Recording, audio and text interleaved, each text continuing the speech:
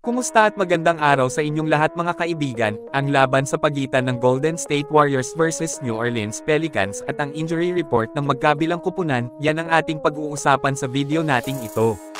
So matapos ang huling nagdaang laban ng Golden State Warriors kontra Toronto Raptors mga kaibigan na kung saan talo ang resulta ng naging bakbakan para sa Dubs, isang malaking dahilan rin ang alat ng shooting ni Stephen Curry sa laban na siya ay nagtapos lang ng 9 points sa nasabing salpukan.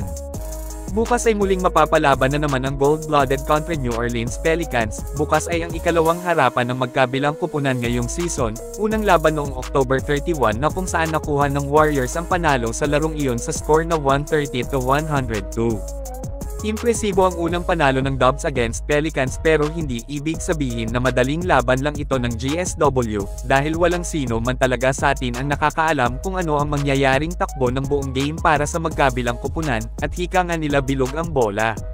Ngayon ay dumako na tayo sa injury report ng magkabilang kupunan para sa kanilang banggaan bukas. Para sa New Orleans Pelicans mga kaibigan ay listed as questionable si Jose Alvarado due to illness, at Zion Williamson questionable rin dahil sa quadriceps injury, habang out naman bukas versus Warriors si Matt Ryan. At para sa Golden State Warriors naman mga kaibigan ay naka-coach decision pa si Draymond Green, at so far out ang nakalagay dito, habang parehong out naman bukas versus New Orleans sina Chris Paul Santos at Gary Payton II. Magandang laban to bukas. Ang game ay magsisimula eksaktong 9:30 ng umaga sa atin dito sa Pinas at gaganapin sa home court ng Golden State Warriors. Kayo mga kaibigan, anong team sa tingin nyo ang mananalo bukas sa banggaang Warriors at Pelicans?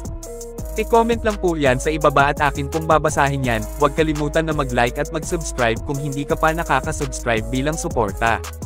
Maraming salamat po, mag-iingat at God bless sa lahat.